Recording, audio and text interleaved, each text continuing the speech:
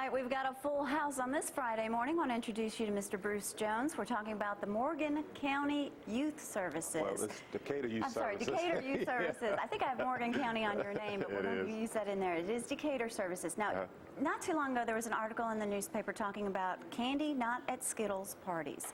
We have a bowl full of Skittles up here, but that's not necessarily what they're talking about, is it? No, it's not. And to be honest, I think that was part of the reason they put that in the paper, so that would grab people's attention. But no, we're talking about some dangerous Skittles, if you want Oxycontin, codeine, Ritalin, and even some other over-the-counter medication that kids, well, I say kids, young people are having at parties. They're putting them in a bowl and they're reaching in, they're grabbing a few, and unfortunately, I don't think they're grabbing hands full, but they're grabbing anywhere from 3 to 4. They may just, you know, okay, if you have a bowl and you're passing it around at a party, well, you know what, I'll try that one. They don't know what it is. Exactly.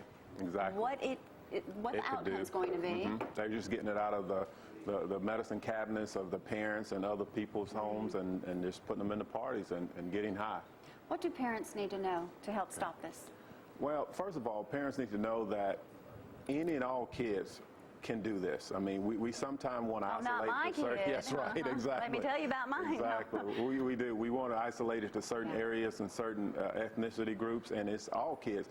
Because if your kid is going to school with some kids who parents may not be as strict or a good of parent, that's right, then that kid could introduce your kid to it. So, you know, it's out there, it is going on, and it is a problem with our young people. And it's not just that, you know, we've got the alcohol, they're drinking a lot, they're definitely getting high. Weed is still probably, well, alcohol is probably going to be the most common one, but then you got the weed is still popular, very popular among young people, and of course this is a big thing too. You know, they brought out, recently they came out with these drinks, and parents need to watch all these things too. This is called sipping syrup. Right. Yeah, they made a song after that. Sure did. See, and then all these pop. You want to sing it for us this morning? Oh no, you don't want to hear me sing it. All right. But they glamorize it. They have. Kids. They really have. When we talk about these kids, what are the ages that you're dealing with? Well, one of the couple staff members, our girls to women, boys to men coordinators, they did some research and found out that a lot of this go back as early as 5th grade.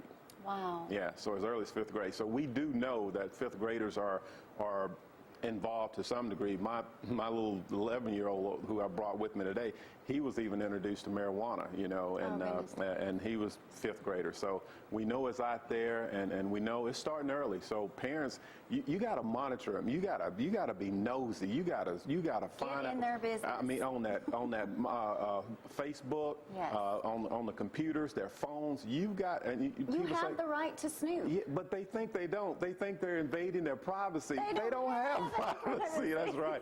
I mean, because personally, I'd rather be a nosy parent who keep my child alive than one to say I had no idea if I would have only known. So it's very important. How often do you hear that? Often, more often than I care to, and especially when parents come in and they find out that their kids are engaged in certain activities. They say, "Well, I just didn't see the signs. I didn't know." Well, there's a lot of signs: changing friends, changing appearance, attitude. Yes, you know, that's definitely a factor.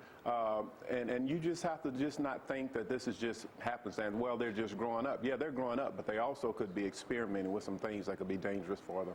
I don't know. I know you're the expert up here this morning, but I want to say if you have a divorced family, I think they're at higher risk. Well, statistics tell us that single-parent homes tend to have a higher risk, but, you know, and you probably will have a higher risk, but it's happening in every home for sure. But when you do have a breakdown in the family, that kid gets angry, that kid starts to want to identify with other people because they're angry. Exactly. So they don't want to have anything to do with parents, so to speak, so they gravitate towards other peer groups. And that's the time that those kids are vulnerable to experiment with different things to make them feel better. Feel like they're in the in crowd. Yes. What kind of services do you provide for people if they need help? Well, we do a lot of different things. Everything from mentoring, tutoring programs, employment programs, that boys to men, girls to women program that we do, we basically try to promote leadership skills to help them to go on to want to go to college and have a successful life. We definitely zero tolerance for drugs and alcohol in that particular program. But we do want kids who are having issues to come to us because we want to help you, or if we can't help you, we're going to refer you to a resource out in our community that can help you. And I just want to urge parents, don't wait until they're teenagers. Been there, done that. And we've got a story with our own daughter, which we'll introduce you to her later and let her tell her story. But, you know, they're doing good now, but you got to keep them when they're young. You got to talk to them.